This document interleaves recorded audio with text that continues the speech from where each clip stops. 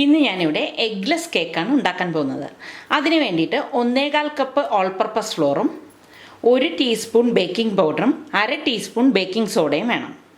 വലിയൊരു ബൗൾ എടുത്തിട്ട് ഒരു അരിപ്പ് വെച്ചിട്ട് ഇതിലേക്ക് ഈ എടുത്ത് വെച്ചിരിക്കുന്ന ഓൾ പർപ്പസ് ഫ്ലോർ ഇട്ട് കൊടുക്കാം. ഇതിലേക്ക് 1 ടീസ്പൂൺ ബേക്കിംഗ് പൗഡർ ഇട്ട് കൊടുക്കാം. 1/2 ടീസ്പൂൺ ബേക്കിംഗ് സോഡയും ഇട്ട് ഇതൊന്ന് അരിച്ചെടുക്കാം. ഈ ബേക്കിംഗ് സോഡയും ബേക്കിംഗ് പൗഡറും ഈ മാവിൽ നല്ലതുപോലെ മിക്സായി വരണം. പിന്നെ ഇതിലേക്ക് വേണ്ടത് 3/4 കപ്പ് ഫ്രഷ് ഓറഞ്ച് ജ്യൂസാണ്.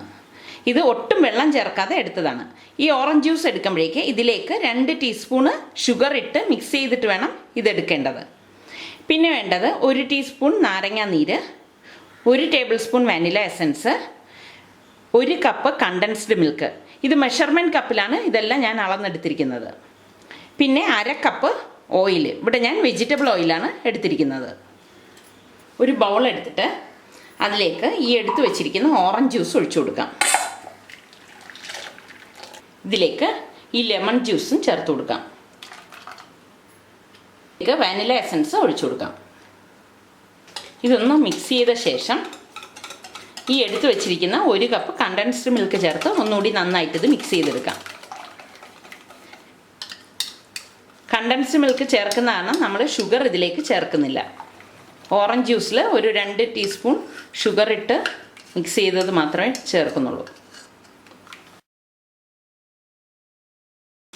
നല്ലതുപോലെ ഇത് മിക്സായി വരുമ്പോഴേക്ക് ഈ എടുത്ത് വെച്ചിരിക്കുന്ന ഓയിൽ ഇതിൽ ചേർത്ത് ഒന്നും കൂടി ഇതൊന്ന് മിക്സ് ചെയ്തെടുക്കാം.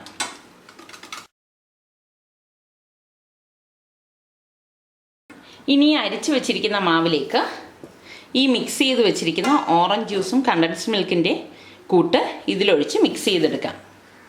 ഒട്ടും കട്ട ഇട്ടരുത്.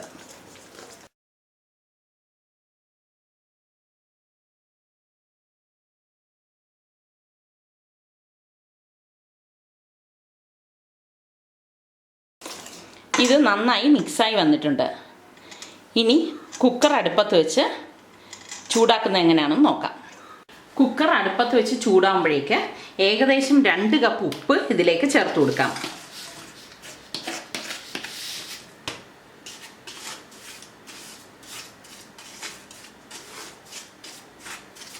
ഇതൊന്ന് ലെവൽ ചെയ്ത് കൊടുക്കണം.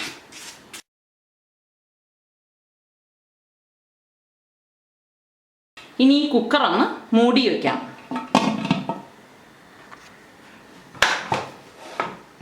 കുക്കറിൻ്റെ വെയിറ്റ് ഇടാൻ പാടില്ല.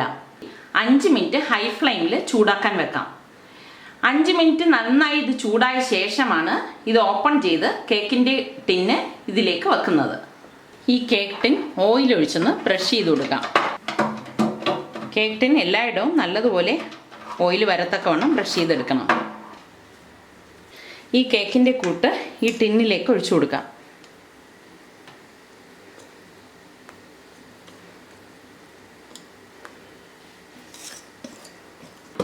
ഇതിനുള്ളിലെ ബബിൾസൊക്കെ ഒന്ന് കളയണം.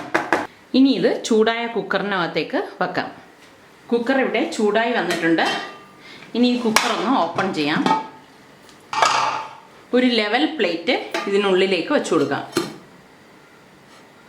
ഇതിനകത്തേക്ക് കേക്കിൻ്റെ കൂട്ട് ഒഴിച്ച ടിൻ വെച്ചു കൊടുക്കാം.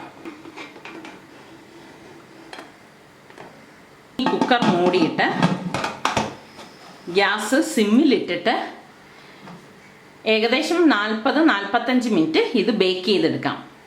ബേക്ക് ചെയ്യാനായിട്ട് വെക്കുമ്പോഴേക്ക് നമ്മൾ വെയിറ്റ് വെക്കാൻ പാടില്ല. ഇതിവിടെ 45 മിനിറ്റ് കഴിഞ്ഞിട്ടുണ്ട്. ഇനി ഈ കുക്കറൊന്ന് ഓപ്പൺ ചെയ്ത് നോക്കാം. കേക്ക് ഇവിടെ നല്ല ബേക്കായി വന്നിട്ടുണ്ട്. ഇനി ഇത് പുറത്തെടുത്ത് നല്ല തണുത്ത ശേഷമാണ് കട്ട് ചെയ്തെടുക്കുന്നത്.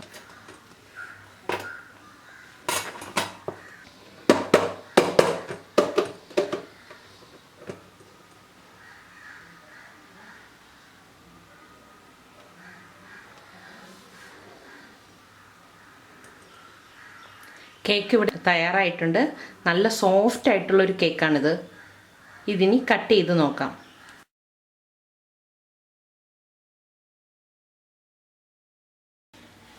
എഗ്ലെസ് കേക്ക് ഇവിടെ തയ്യാറായി.